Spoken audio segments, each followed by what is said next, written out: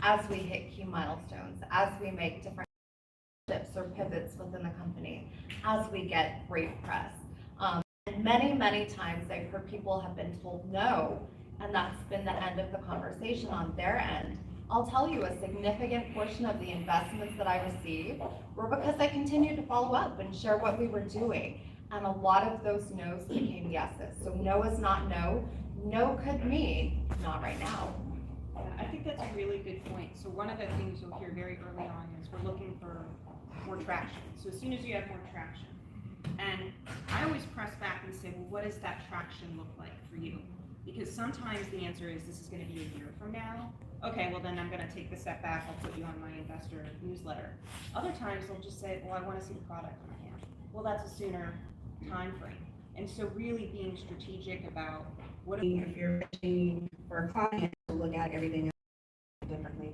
So Rosa, in the technology space, there are women there, but not as much. And the application of technology is not something that is being readily applied for a lot of businesses. Some of these businesses in here that may not be like a tech business, but they may need to understand how they can deploy tech in their business. Can you give them some tips? Yeah. So I think, first of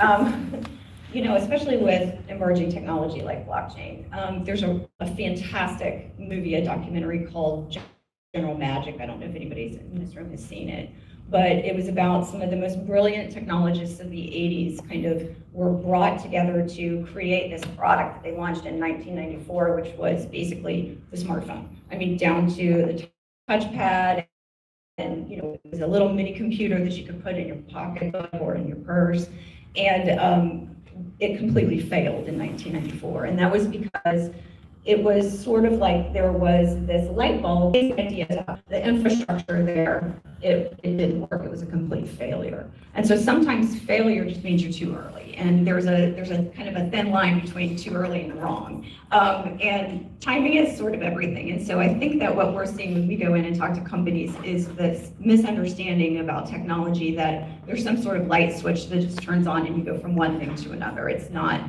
When you're having a foundational technology that can be as disruptive as some of these emerging techs, which is, you know, AI and Internet of Things and blockchain, of course, you're looking at things that should run alongside a legacy system until you have made the transition. And maybe in some cases, not making the transition for a decade. But these are important things to kind of start propping up and thinking about with your business.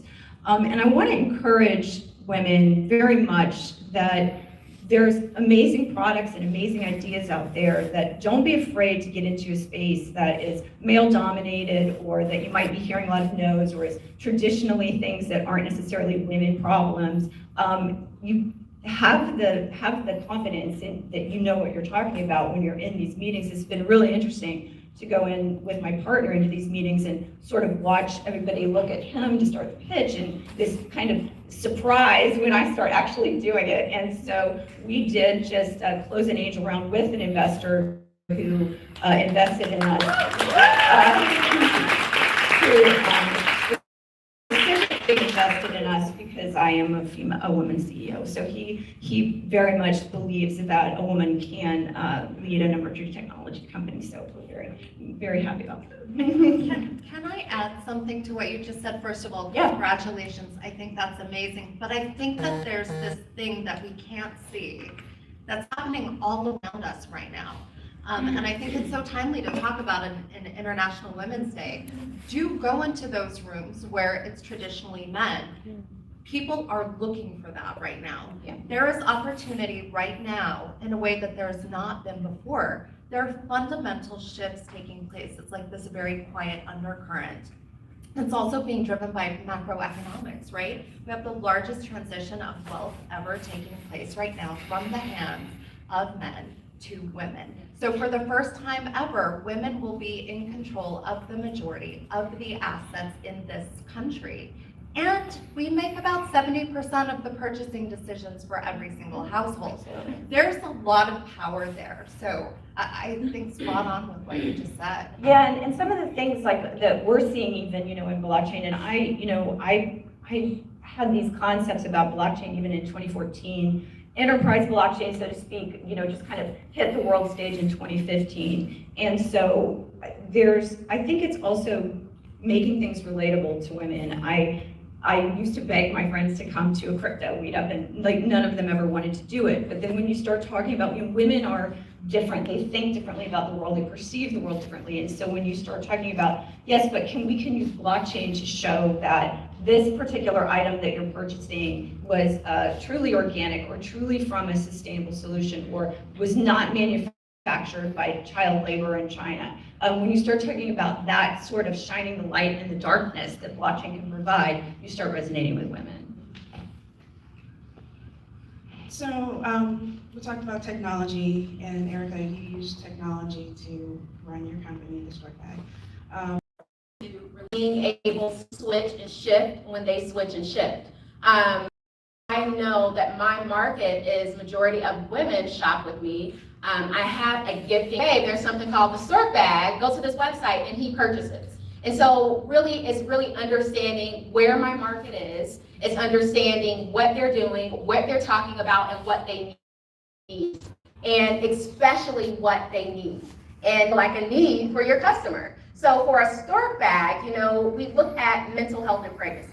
So I talk about it's so important for women, especially pregnant mothers, mentally and emotionally draining pregnancy is until you actually talk to a woman and you say, how are you feeling? And not just a surface, how are you feeling? But in first trimester, like, how are you feeling?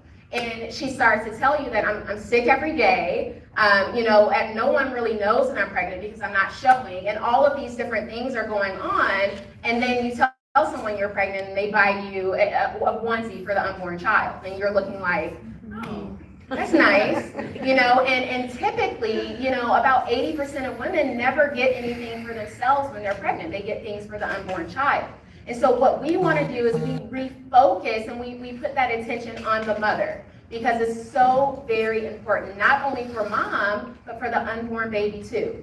And so really knowing our market, really knowing what our market wants and talking to them, sitting down and talking to them like we're friends, and that really comes from organic outreach, social media. It comes from going in the communities, talking to them, showing them like, hey, I'm a mom, I have 3 sons, I didn't get anything when I was pregnant. Even though I have an awesome husband, no gifts just for mom. There were no gifts, there were no curated gifts to give a woman when she's pregnant. So I'm pretty sure mom gets 0. She gets nothing. All of the gifts are for baby. So refocusing that and really saying, okay, mom's coming in, subscribing 7 different this, standing when she has, creating this unique proposition so that you're gonna have competitors, but when your competitors come around, you can say, oh, they have that, that's awesome. You can shop with them too, but if you shop with the Stork Bag, you're getting exclusive products. If you shop with the Stork Bag, you're getting a keepsake. If you shop with the Stork Bag, although you're gonna get it in a shipping box, you're gonna have a bag where you can go back and look at that bag, where you can, this is a keepsake where when your baby's getting older, you have a casting kit that you can put newborn baby in. And there's so many different elements to really understanding the market and being strategic when it's time to go out there and not only acquire those customers, but retain those customers. I feel like husband didn't know before, but he knows now, right? He knows. Spread the word, husband. Yeah. So we talked a little bit about it, we touched about like overcoming the no, going past failure, but besides just standing in the mirror with my hands on my hip on the Superwoman pose, what is one skill set, one thing that you think that women should know, implement, have ready in their toolbox for success? I think one of the things that women struggle with, is certainly I do, is this constant feeling that everybody has to like you. And I think that liking a woman in a woman's head means something a little bit different than a man. And in business, some of the characteristics and traits that you have to kind of exhibit to show that you're a strong leader or that you know what you're talking about or to get respect are not necessarily things that people automatically associate with likable women. And so when I say, be fearless about not caring if people like you, I don't mean that you're not fun to be with or nice to get along with, but this sort of passiveness that I think women associate with being liked. Like, try to overcome that as much as you possibly can. As a mom, I have 2 children as well. My partner has 2, so we're raising 4 kids together. So I think that even as a mother, there has to be this moment where you can kind of separate all of these different hats. And the businesswoman hat isn't necessarily the person that is the most likable under female terms, if that makes sense. Like, trying to not worry too much about those being liked as a woman perceives being liked.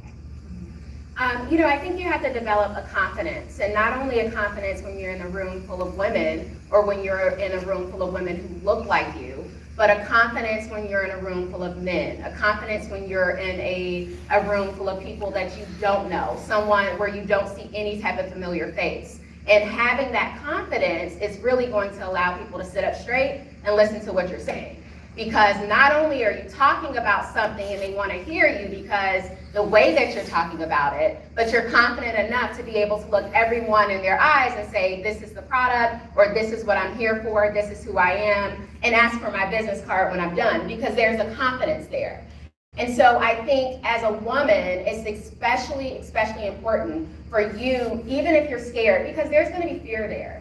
But even if you're scared, right before you open that door, you give yourself a pep talk and you say, all the fear is out the door. And whatever is scaring me, you're hitting it and you're saying, whatever, whatever happens, happens, and really expecting the best thing to happen.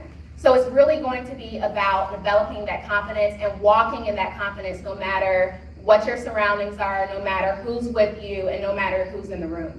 Are there any business skill sets that we're seeing that you wish you would have known before you started your business? I kind of want to take that conversation about dealing with whatever happens. I think the strongest business skill set you can have is that ability to have some flexibility.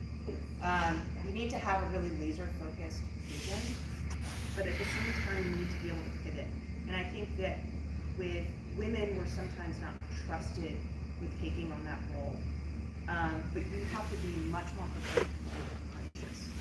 And that's not a skill that you have immediately. It's one that comes with many, many times of a little bit of failure or trying to shift, trying to communicate with a different audience because you're always trying to placate.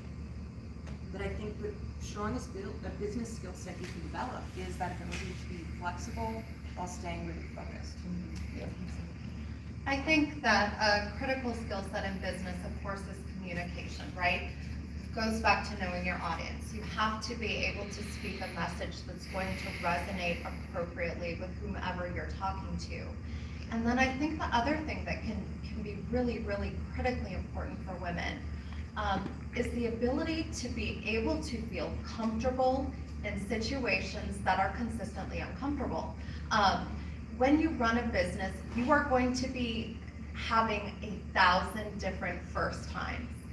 And some of those can be very scary, especially if your business starts to grow really, really rapidly, right? You're going to be in situations and contract sizes and different kind of legal regulations and all of these different things that you perhaps have never been faced with.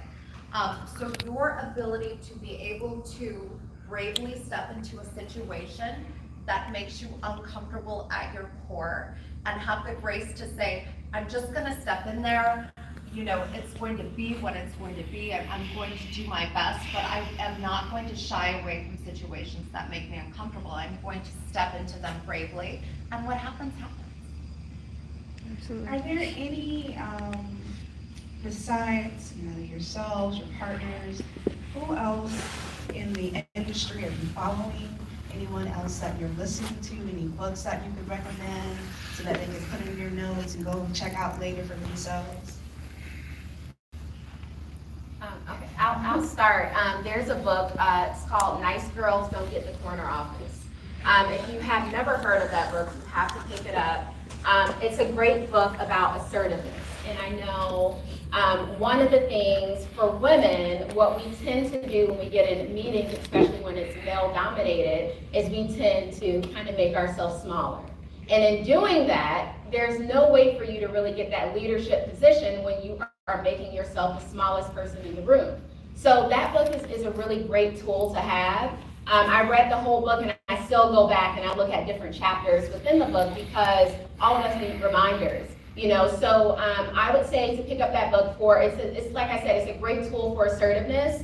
As far as an entrepreneur that I follow, Angela Benton, she is a entrepreneur in the tech space, and I've been following her for quite some time. I actually have a funny story about her, but I went to the Inc. Women's Conference a few years ago in New York, and she was a speaker. And I was just in the audience, and she got off the stage, and I kind of went back there, and they were like, "What are you doing? You can't do this." And I'm like, "That's my friend back there." And so I opened the door, and she's like, and I'm like, "Hey, Angela." She's like, I don't know her. And I was like, "Can we talk?" And after that, she kind of became this informal mentor because she's like, "You are out of your mind, but what do you do?" So Angela Benton is definitely that person. For me, but yes, pick up Nice Girls Don't Get the Corner Office. Thrive is another really great book. I can go on and on and on, but I have a YouTube channel. Sorry for the shameless plug. It's called Minding Business, and I talk about, I'm doing a new book club type thing. So follow my YouTube channel, Minding Business, and I talk about a lot of those things. Okay. Yeah, and I definitely think because it's difficult to find role models that do this sort of, I'm a wife, I'm a mother, I'm an entrepreneur, I'm a business person, I'm leading companies. Very difficult to find mentors. I was lucky enough to, prior to opening Block Spaces 2 years ago, I was at HSN for quite some time in the e-commerce division, and Mindy Grossman, just did it right. And so she's now currently the CEO. She left HSN. She's the CEO of Weight Watchers now with Oprah, and Oprah owns Weight Watchers. Finding someone who really does it right and kind of following in their direction is really helpful. I'm all about podcasts. And if you ever ask me for recommendations, I'm going to send you 10 podcast episodes because that's how I absorb information. Zigzag is a great podcast. It's about two women who they are documenting their story of going out on their own. And they have fantastic interviews that they often do with women entrepreneurs that you've never heard of because they are local people that they know. I'm also a big fan of How I Built This. It is so inspirational, and I listened to pretty much every episode and would start to get this pattern in my head because I often do it when I'm running, and I'm kind of standing up straight thinking, oh yeah, this is how I'm going to tell that part of my story. And it's really this incredible experience of starting to live through all of those early stages and hopefully having that $1 billion exit that they all seem to have at the end because they just sort of foreshadow that. And then I love Reid Hoffman and Masters of Scale. That's talk about the trying to learn terminology I never knew before. But it's really, he breaks down storylines into little nuggets of what you're not thinking about maybe in your business at the moment. So here's a great way to someone show leadership not in the business world and then tying it together to another company. And so I think that it gives you a lot of lessons. And, I wanted to say, I also wanted to say that, I think it's important to find women who fail and watch how they have failed gracefully. And I think that we give a lot of lip service to, don't be afraid to fail. But when push comes to shove, we always celebrate the people who have the $1 billion exit. And I feel that, especially in a world of emerging tech, if you're not failing, you're not innovating, and I really believe that. And so I feel that we should be much more comfortable with celebrating failure. I was talking to a friend who is in Silicon Valley, and he said the biggest difference between Silicon Valley and everywhere else is that while here we celebrate wins, in Silicon Valley they have failure Fridays, and they celebrate their failures because it means they're actually kind of purging a new path when they're failing. So I think always remembering that if you're truly innovating and you're truly working on something that can potentially change the world, you're probably going to fail a lot. So I'm a little bit older school. We don't fail, we just get better. If you're a company owner, the two books that I would say are reading 101, you've got to read them, or the Lean Startup. That should be essential reading for anyone starting any kind of business, even if it's not a tech business. The second book that I think everyone should read is called Venture Deals. I can tell you, everyone talks about starting a business, incredibly exciting. Everyone gets immersed in their ideas, incredibly exciting. If you do a good job at these things, at some point in the trajectory of your business, and I don't care if it's a tech business or a traditional bricks and mortar business or an online business, I don't care what kind of business it is. But if you do a good job at these things, you are going to reach a financial crossroads where you do not understand the money and how the money works and how the money components work, you are going to be at a significant disadvantage. So I would say becoming educated in that area, at least enough to not get taken advantage of, is critically important. And find strong partners who know what they're doing, who have seen deal flows. Find a mentor who's been through it. And I also do love what you said about failing. I am so incredibly proud to say that I have sold a company. I have had a company go under. I have a brand new venture. So it's important to try these things. Not every idea is going to be profitable. Not every concept is going to play out.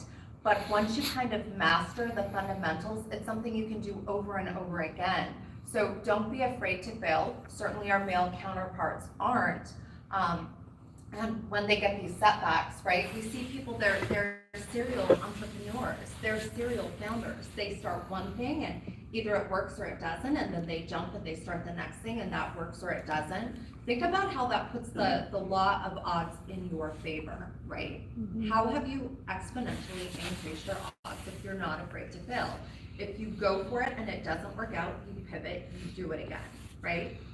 And a tip about venture deals, so the first time you're gonna read it, you're not gonna understand most of it. Flag sections for the stage that you're in for the negotiating, so that you can go back to those parts, because when you're in the midst of the negotiation, especially if it looks like a big check is coming, you get excited and you forget, oh my God, I really didn't want to be doing that interest rate, or I didn't want to be putting that provision in. So take that step back, because it's gonna feel overwhelming at first. Flag the areas of where you think you're going to be at certain stages so that you can really use it as a tool. Yeah. Another thing people don't realize with venture deals is that there's a course. I felt in all of them, walk you through the course, you can take it. So get the book, look online, you can take the course. I've taken it, I've actually recommended several women to take it, and they found through it and have enjoyed it, even if they're not going to be asking for money anytime soon. But understanding finances is huge as a business owner. So I'm gonna kind of put you guys on the spot, but I'm gonna put myself on the spot too while I do this. Whenever I talk to founders, because I do write on diversity and technology for an online publication, I get to interview hundreds of founders every year. They've raised $1 million plus. So I get to hear all the different stories. And so one question I always ask is, what was a challenge and how did you overcome it? And then I, in turn, get asked that same question, how did I overcome it? So for me, I'll start as a marketing and public relations company. I try to lean into what is the traditional trajectory of it. But for those who don't know or know something about me, I have an engineering background. That is my undergraduate degree. So once I realized to lean into that and I stopped trying to mimic what everyone else was doing, I saw success in my company. So I'm opening this up to any of you. Is there something that where you challenged yourself, you realized it didn't work, but then it was your aha moment and it led to something else that you'd like to share? So, I mean, for us and for me, it was going back to like 2014, when I first started thinking about blockchain other than cryptocurrency. One of the very first things that I thought about was how it could impact voting. And we wanted to do a voting platform. So our very first startup is a company called ClearVoter, which is a civic engagement platform that was on the front end face, it was a civic engagement platform. On the back end, we always envisioned it being a great way to deploy blockchain-based voting. But that was 2014. And so it was way, way ahead of anything, because you have to get the concept of digital identification down before you can do blockchain-based voting. So it was sort of that moment like in General Magic where you have the light bulb and you don't have the power grid. So Watch It basically was the light bulb, we didn't have the power grid.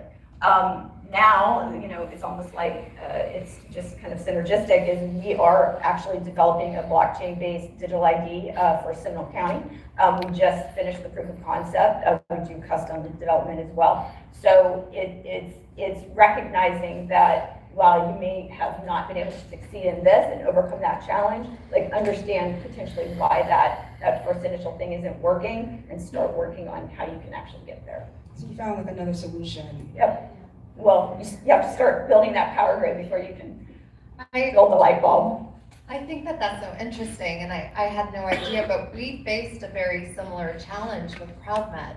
So CrowdMed launched in 2013, right? Patented algorithm. We have a network of thousands of medical detectives that look at a case that's submitted online and then use this algorithm and the power of crowdsourcing to statistically solve this case. Back in 2013, telehealth wasn't even widely adopted at that time, if you kind of think back, right? So people weren't even to the point yet where they would even trust a doctor on the phone, much less kind of submitting their medical records, right, to this cloud of healthcare providers to kind of solve their case. So that created a huge challenge for us. We knew that it worked. We, proved the data and the statistics out. What we had to end up doing to overcome that challenge, we had two really important pivots. The first thing we had to do is we had to really, really significantly decrease our burn rate, right? We know that it's going to be a much longer sales cycle than we had originally anticipated. We also had targeted this as B2C or business to consumer, right? Selling directly to an individual. And so the other pivot that we did is we did a pivot to enterprise. So we looked, okay, what are the other really forward-thinking technology companies that might want an innovative benefit to provide to their employees? So we made our target market become more technologically advanced or able to embrace the concept of what we were doing. And that's how we found success. But we had a very similar challenge. I think, in my opinion, we were so early to market. If we would have come along 4 or 5 years later, I think that the trajectory of the company would have been markedly different. Yeah. And I think that builds on what I was saying earlier about that need for flexibility. So when I first kind of approached the idea of Soul Venture, it was to build what's called an association health plan. So there had been some new regulations that came out that finally sole proprietors can join an association to get group insurance and build on top of that plan a marketplace so they can connect to work. Because if you provide great benefits, people will stay along with you, and then you take a transaction fee on that revenue. And pretty much as soon as we got the commitments for money, the regulations were stopped in the courts. And for me, it really just took that moment of take a step back, and did anyone even know what the hell an association health plan was? No. So that wasn't really the purpose. It's trying to explain this concept. So how can we start to hit it in different ways and be more innovative? So I think that it's about that ability to, even if you think you have a brilliant idea, there are all these external factors, whether it's timing, whether it's regulations, whether it's, you don't have enough money, that you have to start to become creative and innovative and look at what is the solution I was trying to reach? What are other approaches to hitting that? Yeah, I agree. Having a business-to-consumer business, the thing that we ran into, or the challenge that we ran into, was trying to scale too quickly. So having a strategy in place, but then something happens and we get excited and we're like, oh, we partnered with Disney, now that's gonna open up doors for this, so let's buy a bunch of products, let's hire a bunch of new staff, let's get more let's get more space, and then in doing that, when the market shifts a little bit, because that's what happens, in retail and e-commerce, really in every market, then you're kind of sitting there like, oh my gosh, I think we scaled too quickly. And now it's trying to be creative in what you've done, because now you're sitting there, and as the entrepreneur or as the leader of the organization, everyone looks at you. So they're like, what do we do? You told us to do this, what do we do next? So, the challenge that we ran into was really being a self-funded business. It's been 6 years and it's just our money and it's bootstrapping. And so when you scale too quickly and you're self-funded, then what you're left with is trying to figure out how to pick up the pieces and how to piece everything together so that you don't go under, or how to piece everything together so that you can continue to grow and you're not playing catch up now because you've done so much so quickly because you haven't really followed the strategy. So I think it's very important that you build a strategy, but that you stick to the strategy no matter what. So yes, you may have to revise your strategy, but actually just completely swaying away from the strategy because you get excited is a no-no. Stick to your strategy and don't scale too quickly. That would be my major piece of advice. Even if you get excited, really look at your strategy, look at what you all are trying to do, and really take a step back and say, okay, what is it that we're trying to do? How can we do this in a gradual way instead of trying to make this thing, overnight, and I'm spending a ton of money in one space and not really looking at other parts or other pieces that are to this puzzle of entrepreneurship, or this puzzle of your business, or whatever it is that you're trying to do. Doing it in a way that's not going to go so quickly and that's not going to essentially really cause you financial stress and cause extra headaches. Let's talk about stress. Let's talk about stress. And then I can think about that thing that says desserts, stress. But anyways, let's talk about stress. I mean, burning out, we talk about a work-life balance. I'm not sure that exists, and I know a lot of people say they're gonna go for it, but I find that if you're really trying to be on the forefront, it's kind of difficult to do. So how do you balance, because you're a leader, you have employees, you have contractors you're working with, you have customers that you have to please. How are you balancing all of this so that you aren't like in the middle of 275 just saying, I'm done?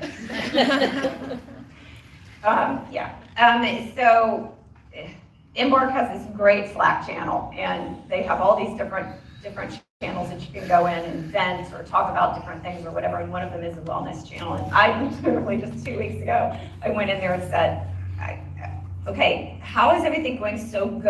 And I'm so stressed out. This is like, we just landed money, we have clients, we're doing the digital ID, everything is going great. And I was standing in the bank, and I put this in the Slack channel. I was standing in the bank the other day, staring at this woman's hair, and I almost started crying because I was like, how does she have time to get her hair done? And it really is how I felt. And it wasn't even from a place of envy that she had nice hair. It was from just having that kind of time. And I'm the kind of person that, people are like, do yoga, do meditation. And I mean, I'm doing meditation going, oh my God, I have to do. And so I can't even calm my mind long enough for that. And it's a challenge, it's a real challenge. And of course, like I said, I'm in business with my life partner, so we go home. There's no point where we just stop, and so that is a challenge that we struggle with every day. So much so that I'm actually starting a podcast with a friend of mine. Her name is Christina Dill. She owns a company here locally called Smart Edge Technology. She does digital transformation for companies, and we're going to start a podcast because she's a life coach as well, and the podcast is going to be sort of about my transformation of this kind of, I'm crying in the bank over this woman's hair, to being much more centered and kind of taking a little bit back control of that balance of life. It's very difficult. I love that you were so overwhelmed that you decided to start a podcast. I'm curious. I get some free counseling every week. People can watch me go through my transformation. I figured, you hear podcasts all the time of people, and they just seem to have it all together. And so I thought, this might be interesting. You have it all together. I definitely don't. So let's do this and maybe show people the way. Be a little more vulnerable with our falling apart. No, I agree. I think we've all been told this when we're little, right? Who in the room's been told that you can be anything? You can be and do anything you want to be and do, right? We've been told that. But I think that somewhere along the way that we feel like we have to do everything. right? We still need to make sure that the house is in order. We need to look really good. The kids need to look really good. We better have that bikini body for summer. And by the way, we better start that company. We've got millions of dollars to raise, and we need to drop off cupcakes before this after school thing starts, right? And I don't think that there's such a thing as work-life balance. I honestly don't.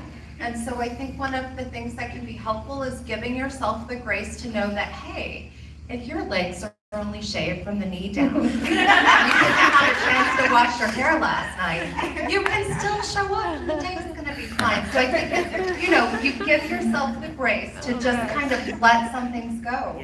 And I think also, one of the things that I am ruthless about in my own life is if I can delegate something to someone else to take it off my plate, I delegate like the Dickens. I mean, I really do.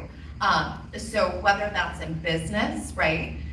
I am so happy when I find someone that is better at something than I am, because I cannot wait to get rid of and release that responsibility. Absolutely. I release that responsibility at home too.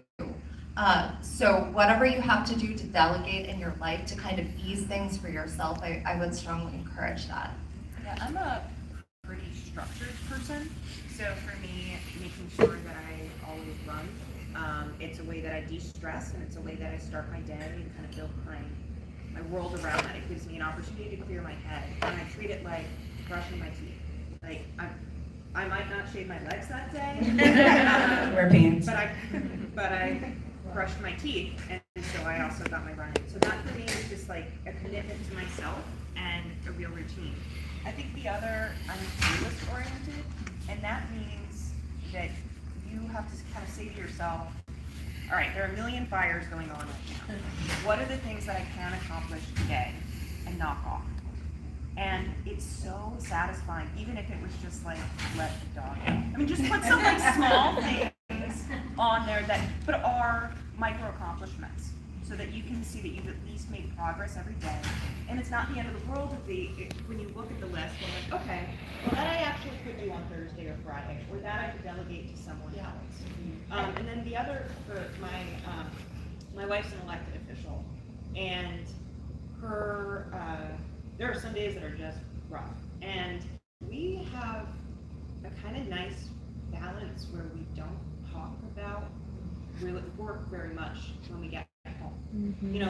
We're actually more likely to text each other during the day, a comment about something, but then not bring in that stress.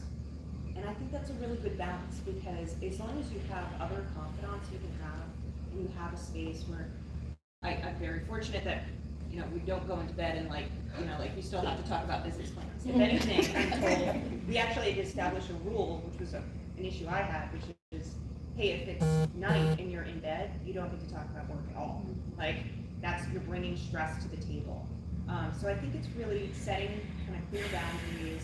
If there's any sort of routine or structure that you like, embrace that, because most of your world will be chaos. And you can't control the chaos, and you sort of have to embrace the chaos by saying, well, I did something today that was for me, and I got something accomplished. And it's funny you say routine, because a few years ago, I was one of those people that I want to just go wherever my creativity takes me, right? And so someone recommended the book, Morning Routine. I can't remember who the author is. It's a little orange book, but the brother has it, Amazon, whatever. And so after that, it transformed my entire thinking. So now I have a morning routine and an evening routine. Do any of you care to share any of your routines? Yeah, you know what? So I have a routine as well, but kind of to go back to your previous question, for me it's about unplugging. I happen to believe in a work-life balance. I believe that it exists, but I believe that it's hard work to get there. I believe that you have to be just as disciplined as you are when you start a business and you're serious about this business. You have to be just as disciplined when you're serious about your free time. Yeah. So that goes with unplugging. So when you unplug, whether it's a certain time of day, at nighttime, if it's a day, our unplug day is Sundays. We don't do any work. We just hang out together, my husband and I, the kids. And so it also involves not taking yourself too seriously. I think so many times, especially as women, we're trying to have this poker face and we're trying to walk in the room and we want to be taken seriously, but we take ourselves so serious and we don't even look outside to see the beautiful sun shining, and we're not even allowing ourselves to really enjoy being here in sunny Tampa. We're taking ourselves so serious and we're moving and we're working, we have all these things to do. So being a type A personality, I work off of schedules and lists too. And so on my list, I usually have something for myself. So whether that's getting my nails done or getting my hair done or whatever it is, I'm making time for myself. And I think you need to make time for yourself. I also think that you need to not take yourself so seriously. It's okay if you make a mistake. It's okay if you don't get everything done on the list. It's okay to delegate, and it's also okay to prioritize your list and maybe do the first 5 things on the list and leave everything else for the next day. So as far as routine, I do have a routine. I have 3 little boys, so we have to work off of routines. But again, it still goes back to really being okay and being flexible. And if we don't get certain things done, it's okay. Life goes on and it'll be okay. Life goes Just a on. quick, Exactly. do one of you want to share your routine before we open it up to the audience? No? Well, I mean, I think I mentioned the running routine. I think I kind of like Obama's principle of how when he was in office, he only wore one suit every day. There's certain things that for me, I'm just like, that's stressful to have to remember. So when I go to the grocery store, I buy the exact same foods, which sounds really tedious, but that also gives you the ability to not think about what you're going to eat for breakfast or lunch. And then it's a surprise if you end up eating out or something like that. It's like, oh wow, I broke from a pattern. And so I think, yeah, I'm very routine oriented. So I wish that I had more consistency in my routine, but I travel a lot. So I love what you Bless said you. about the groceries. I'm totally using that tip. If you ever see me, I'm always going to be wearing a solid color dress with heels that does not have to be dry cleaned. That's what I wear every single, because I don't want to have to worry about picking out clothes in the morning and what goes together. But I will say my favorite new routine that I'm doing is I'm actually doing a really intensive kind of calendar edit. So a lot of things end up on my calendar. And when the prior month is closing out, I look at the month ahead and I've decided if this activity does not make me immensely happy or does not make me money, I am not going to do it. So if I am at anything because I think it makes me happy. Yeah. So let's open it up to questions. Do we have a mic for the audience? Just raise your hand, and Karen has a microphone. She can bring it to you. Any questions for our panelists?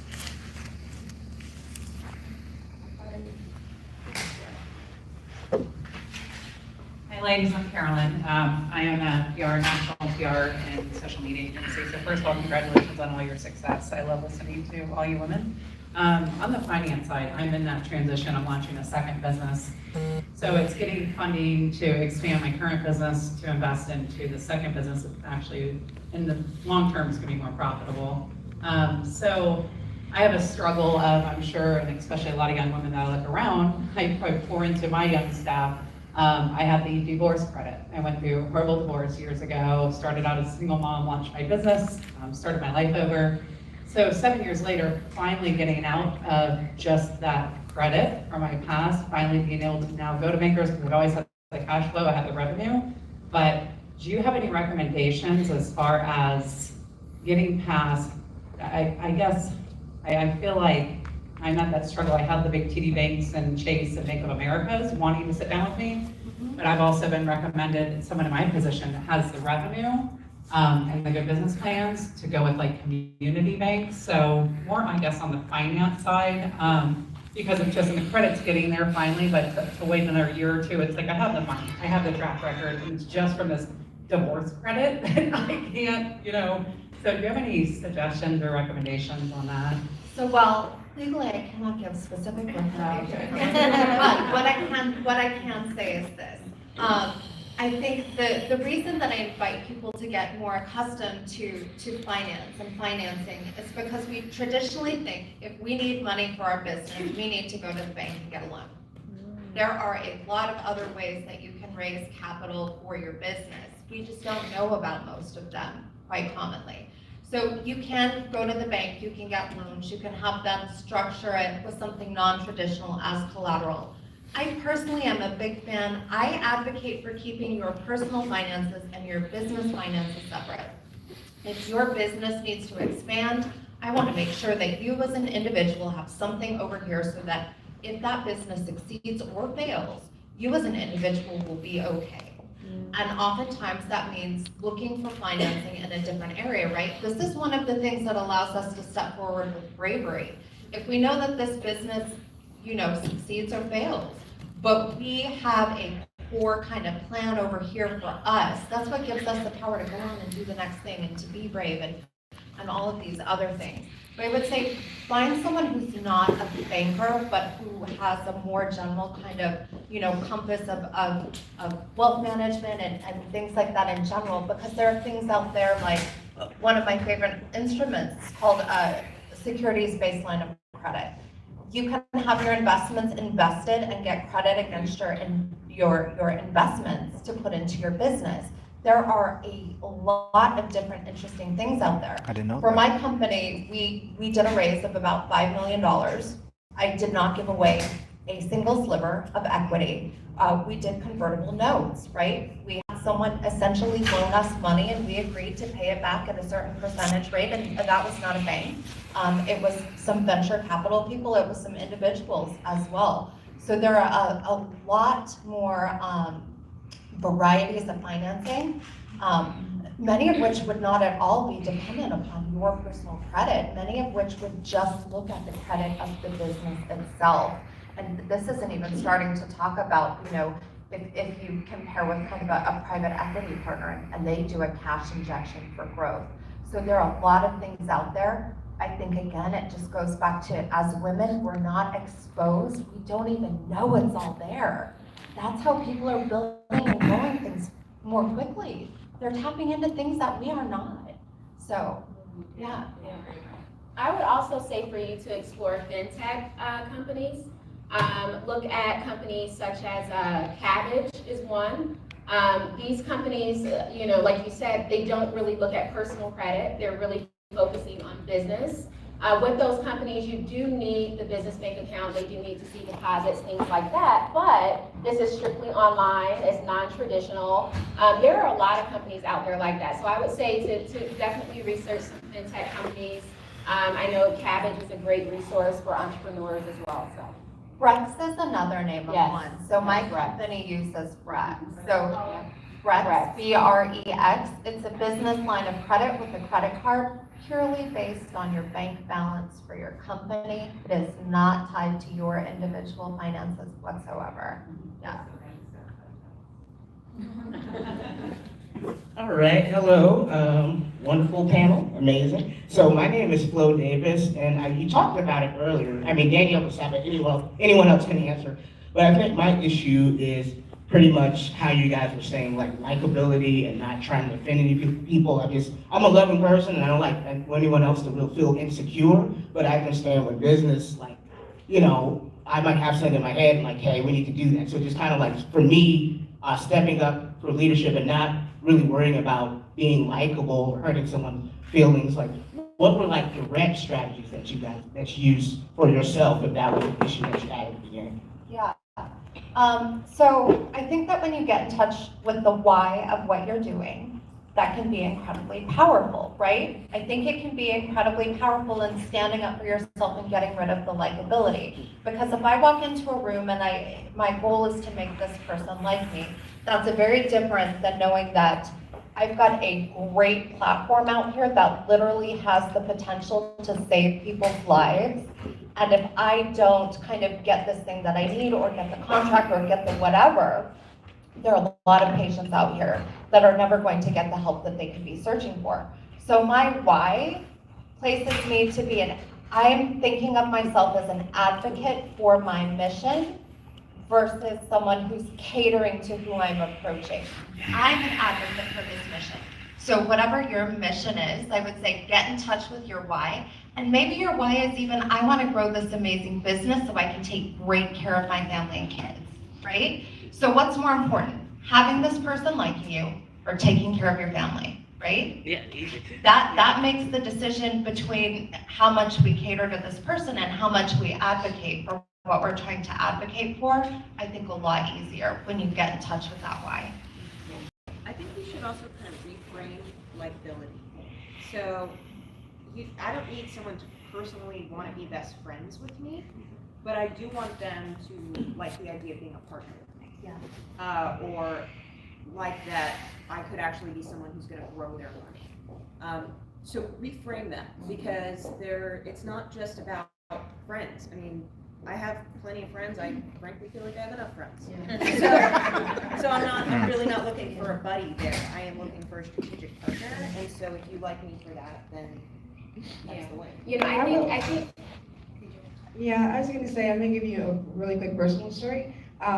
So I'm a very transparent person, very open. I'm not really, if you like me, but I'm very mission oriented. So I was having this conversation at Raymond James for Super Bowl.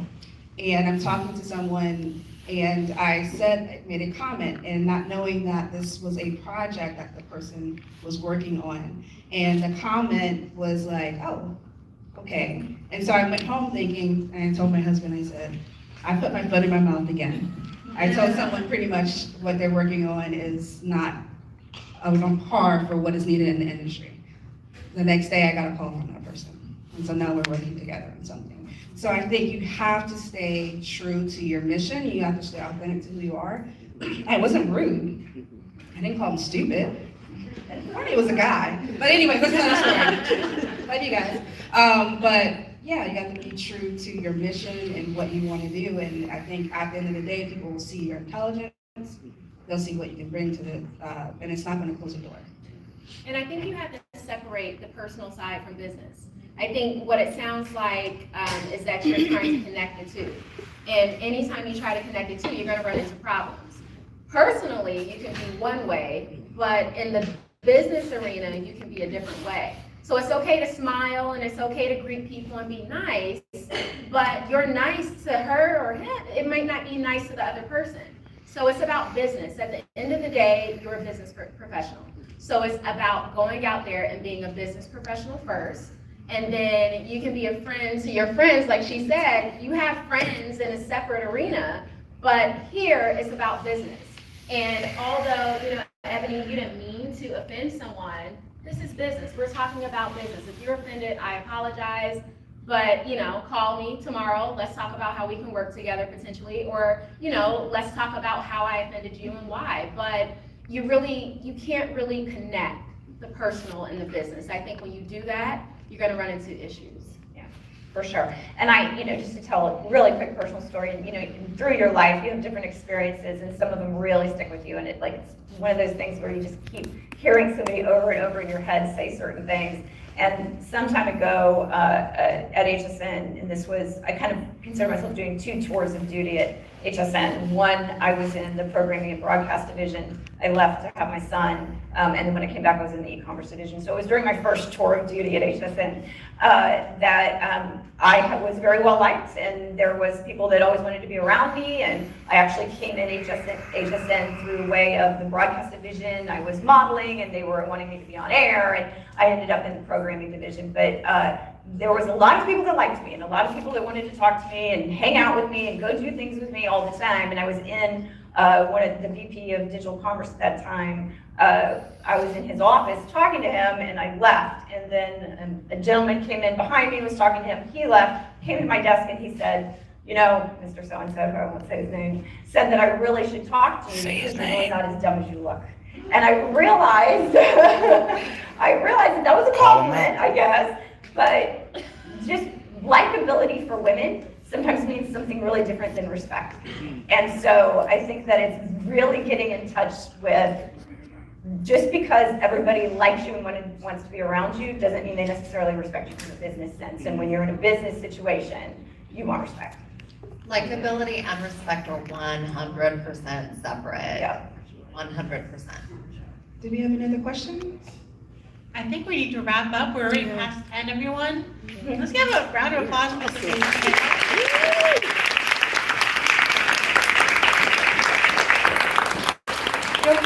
connect with any of them afterwards, grab some additional coffee and snacks. And thank you so much for joining us today. You guys are all amazing and can't wait to see you guys succeed and continue to rock on.